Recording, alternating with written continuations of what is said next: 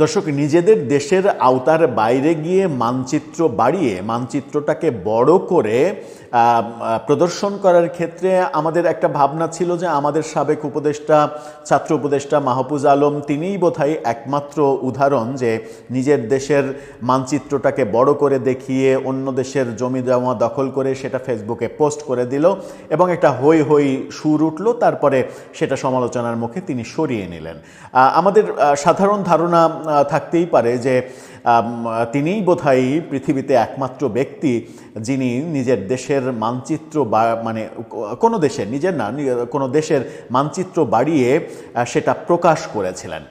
কিন্তু আমরা প্রেক্ষাপটটা একটু ভিন্ন দিকে যদি নিয়ে যাই, কদিন আগে পর্যন্তও পাকিস্তানের সঙ্গে আমেরিকার এবং ডোনাল্ড ট্রাম্পের যে অতি বন্ধুত্ব, অতি মাখামাখি, অতি আন্তরিকতা এবং দহরম মহরম পীড়িতের ঘটনা দৃশ্যগুলো আমরা দেখেছি, সেটা হঠাৎ করে যেন একেবারে 360 ডিগ্রি উল্টে গেল এবং মানে উল্টে গিয়ে উল্টো রথে এসে মার্কিন ভেলকি দেখছি আমরা। মার্কিন কর্তৃপক্ষের ভারতের সঙ্গে নতুন দোস্তি এবং ভারতের উপরে শুল্ক 50% থেকে 18% নামিয়ে আনা, ভারতের সঙ্গে চরম বন্ধুত্ব আবারও তৈরি করা এবং তৈরি করার পরে একটা ভয়াবহ বার্তা এলো আমেরিকা থেকে। আমেরিকার বাণিজ্য অধিদপ্তর এই অঞ্চলের যে মানে ভারতের যে নতুন মানচিত্র প্রকাশ করেছে, সেই মানচিত্রে পাকিস্তানের দখল মানে আন্ডারে থাকা কাশ্মীরের যে অংশ, সেই অংশ ভারতকে দেখিয়েছে, ভারতের মধ্যে দিয়ে দিয়েছে এবং চীনের একটা বড় অংশ ভারতের সীমানার মধ্যে দিয়ে দিয়েছে। অর্থাৎ ভারতের মানচিত্রটা বড় করে দেখাচ্ছে মার্কিন কর্তৃপক্ষ। রহস্যটা কি? হঠাৎ করে ভারতের মানচিত্র বড় করতে চাইছে কেন আমেরিকা, যখন পাকিস্তানের সঙ্গে তাদের এত ভালো সম্পর্কের নজির আমরা দেখছি এবং এই যে ভারতের ব্যাপারে এইরকম একটা সিদ্ধান্ত এবং সেগুলো দৃশ্যমান করা কি বার্তা দিচ্ছে আমাদের এই অঞ্চলের রাজনীতি?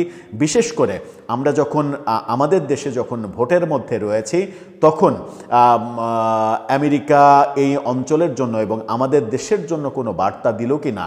চলুন এই চাঞ্চল্যকর ব্যাপারটা একটু বিশ্লেষণ করে দেখি এবং দেখে বোঝার চেষ্টা করি আমেরিকা কোন খেল খেলতে চাচ্ছে। থাকবেন পলিটিক্স টিভির নিয়মিত আয়োজনে।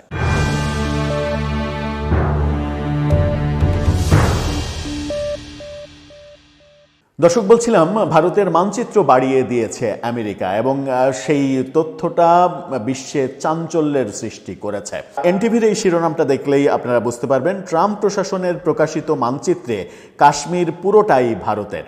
অর্থাৎ কাশ্মীরের যে দুই ভাগ, ভারত শাসিত কাশ্মীর, পাকিস্তান শাসিত কাশ্মীর, পাকিস্তান শাসিত কাশ্মীরও ভারতকে দিয়ে দেয়া হয়েছে এবং চীনের একটা অংশও দিয়ে দেয়া হয়েছে। কি বলছে চলুন দেখি। ভারতের সঙ্গে নতুন করে বাণিজ্য সমঝোতার কথা জানিয়েছে যুক্তরাষ্ট্র। দেশটির প্রেসিডেন্ট ডোনাল্ড ট্রাম্পের নেতৃত্বাধীন প্রশাসন জানিয়েছে ভারতের পণ্য এখন থেকে যুক্তরাষ্ট্রে প্রবেশ করলে 18% শুল্ক দিতে হবে, যেটা আগে ছিল 50%। এছাড়া বেশ কিছু ভারতীয় পণ্যে শূন্য হারে শুল্ক আরোপের কথাও জানিয়েছে। মানে পীড়িতটা, বন্ধুত্বটা মহাবন্ধুত্বের দিকে গেছে। তবে প্রশ্ন উঠেছে, নয়াদিল্লির সঙ্গে অন্তর্বর্তীকালীন বাণিজ্য সমঝোতার কথা জানাতে গিয়ে ট্রাম্প প্রশাসনের বাণিজ্য প্রতিনিধির দপ্তর ভারতের যে মানচিত্র প্রকাশ করেছে সেটি নিয়ে। প্রকাশিত এই মানচিত্রে পুরো কাশ্মীরকে ভারতের অন্তর্ভুক্ত হিসেবে দেখানো হয়েছে।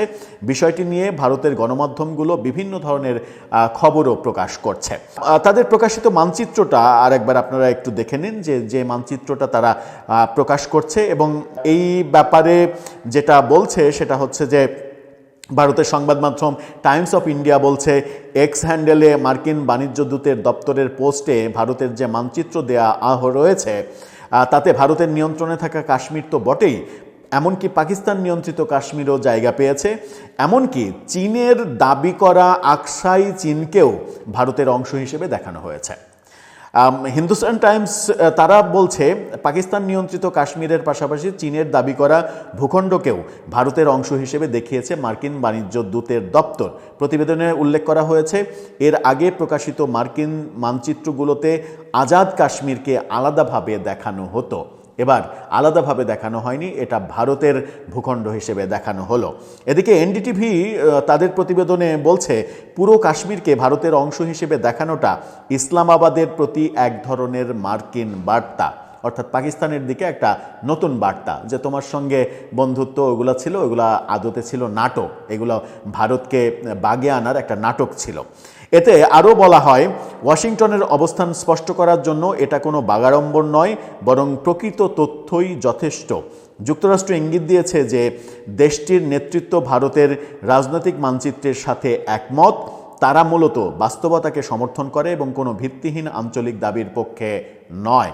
একাধিক মার্কিন পণ্যের ভারতে ঢুকতে শুল্ক কমছে, এটা জানাতে গিয়ে ওই মানচিত্র সহ এক্স হ্যান্ডেলে পোস্ট দেয় মার্কিন বাণিজ্য দূতের কার্যালয়। তাতে বলা হয় কাঠবাদাম থেকে শুরু করে অসংখ্য পণ্য ভারতের নতুন বাজার পেতে যাচ্ছে।